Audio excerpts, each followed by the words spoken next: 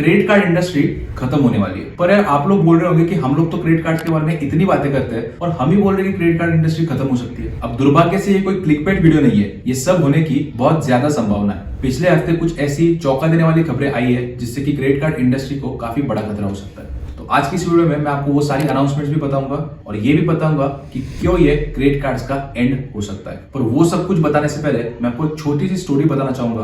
पर उससे पहले अगर आप चैनल पर नए हो तो वीडियो को लाइक और चैनल को सब्सक्राइब जरूर करिए ताकि आपको ऐसा बढ़िया कंटेंट मिलता रहे। तो ये स्टोरी है एक New York based successful businessman Frank McNamara की। 1949 में फ्रैंक अपनी वाइफ के साथ डिनर कर रहे थे और डिनर होने के बाद जब बिल आया तब उनको पता चला कि वो अपना वॉलेट घर पर ही भूल गए। अब ये स्थिति उनके लिए काफी परेशान करने वाली थी। कुछ लोग बोलते कि फ्रैंक को उस रात उस रेस्टोरेंट के बर्तन धोने पड़े, कुछ लोग बोलते कि उनकी वाइफ ने बिल पे किया। पर उस रात फ्रैंक ने एक बात ठान ली कि इसके बाद लाइफ में फिर कभी ऐसी सिचुएशन नहीं आएगी। और फिर घर जाने के बाद उन्होंने काफी सोचा और फिर उनको एक आइडिया आया कि क्यों ना कैश के अलावा भी एक अल्टरनेट पेमेंट सिस्टम बनाई जाए। हो सकता है एक फिजिकल डेबिट कार्ड बनाया जाए जिससे स्वाइप करते ही पेमेंट हो जाए। और फिर सुबह जाके उन्होंने वो आइडिया अपने बिजनेस पार्टनर से डिस्कस किया और ठीक एक साल दुनिया में सबसे पहला क्रेडिट कार्ड लॉन्च हुआ और उस क्रेडिट कार्ड का नाम है डायनर्स क्लब कार्ड। अब जैसे उन्होंने ये प्रोडक्ट मार्केट में लॉन्च किया, एक ही महीने में 20,000 से ज्यादा साइन अप हो गए और वो भी सिर्फ यूएसए में, जो कि एक बहुत बड़ा नंबर है। फिर डायनर्स क्लब की सक्सेस को देख के बैंक्स ने भी अपने क्रेडिट कार्ड्स लॉन्च कर दिए और फिर लोगों ने ये अनुमान लगाना शुरू कर दिया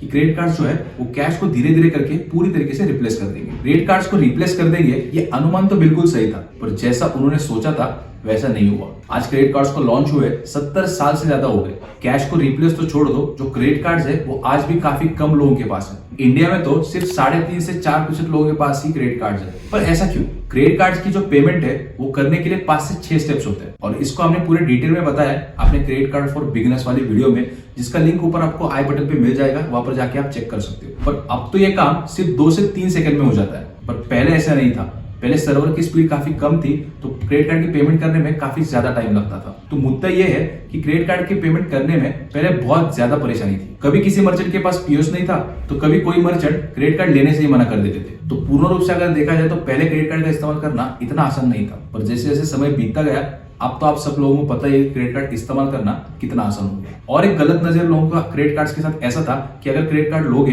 तो कर्जे में डूब जाओगे और इसी के कारण काफी कम लोगों के पास क्रेडिट कार्ड्स देखने को मिलते हैं। कैश को as a mode of payment use करना गवर्नमेंट को काफी महंगा पड़ता है और उससे करप्शन भी होता है। तो गवर्नमेंट ज्यादा से ज्यादा प्रयास ये कर रही है कि कैसे हम लोग कैश को as a mode of payment हटा सके। 1950 से लेकर 2015 तक बैंक पेमेंट्स की अलग अलग तरीके ट्राई कर चुके। ई वॉलेट्स हो गया, एनईएफटी हो गई या फिर आरटीजीएस हो गया, पर फिर भी कैश को रिप्लेस करने में वो सक्सेसफुल नहीं रहे और पूरा गेम चेंज हो गया जब मार्केट में आया यूपीआई। और यूपीआई के आने के तुरंत बाद ही डीमोनेटाइजेशन आ गया और उसके बाद लोग यूपीआई ज्यादा इस्तेमाल करने लगे क्योंकि लोगों को पता चला कि यूपीआई से जो ट्रांजैक्शन है वो काफी आसानी से हो जाती है और जो सेटलमेंट है वो भी एकदम 1-2 सेकंड में हो जाता है और ऊपर से कैश को संभालने की भी झंझट बच जाती है। अब धीरे धीरे यूपीआई की जो पॉपुलैरिटी है वो बढ़ने लगी और क्रेडिट कार्ड और कैश का जो इस्तेमाल है वो कम होने लगा। 2022 के मुकाबले अगर हम लोग 2023 में देखें तो डेबिट कार्ड से जो ट्रांजैक्शन है वो 20% से कम हुए। तो यूपीआई लोगों को काफी ज्यादा पसंद आया क्योंकि उनको कैश जैसे कन्वीनियंस मिल रहा था और इसी कारण यूपीआई जो है वो 5 से 6 सालों में 30 करोड़ लोगों तक पहुंच पाया। और अगर बात करें क्रेडिट कार्ड्स की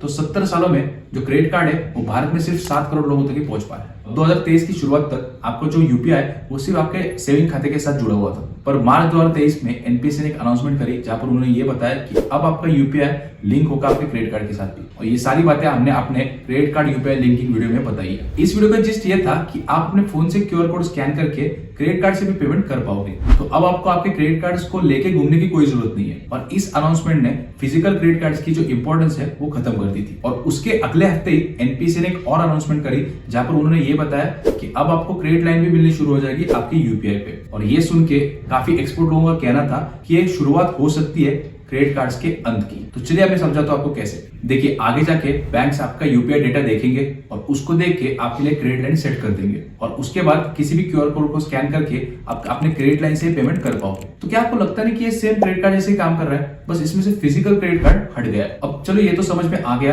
कि क्रेडिट लाइन से पेमेंट करने में कस्टमर्स को काफी आसानी होगी, पर मर्चेंट्स के बारे में क्या उनको ये सब पसंद आएगा? मर्चेंट्स को पेमेंट एक्सेप्ट करने के लिए एक फीस या फिर एमडीआर देना पड़ता है। अगर वो ये सब यूपीआई से करते हैं तो उनकी जो फीस है वो और कम हो जाएगी और क्रेडिट लाइन से पेमेंट एक्सेप्ट करने के लिए उनको कुछ नया सेटअप भी नहीं चाहिए होगा, वही पुराने क्यूआर कोड से सारा काम हो जाएगा। इसका मतलब जो मर्चेंट है उसकी लाइफ में कोई बड़ा बदलाव नहीं होगा, उल्टा उसकी जो कॉस्ट है वो और कम हो जाएगी। अब ये सब तो ठीक है, लेकिन बैंक्स के बारे में क्या?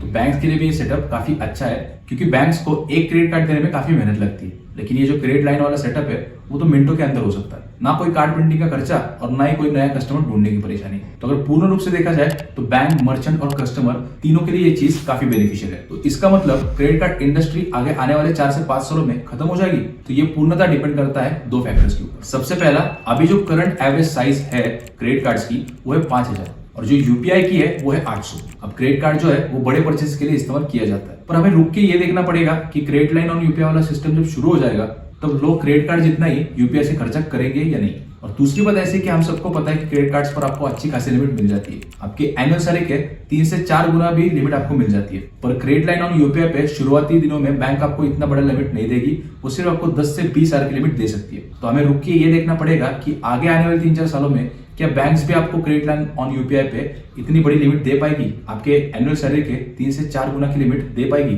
तो अगर इन दोनों सवालों का जवाब हाँ है तो फिर चांसेस ज्यादा है कि क्रेडिट कार्ड इंडस्ट्री खत्म हो सकती है और शुरुआत हो सकती है क्रेडिट लाइन ऑन यूपीआई की। बाकी अगर वीडियो के बारे में आपको कोई भी डाउट हो तो हमें कमेंट में जरूर बताइए और आपके क्या व्यूज है हमें कमेंट्स में जरूर बताइए।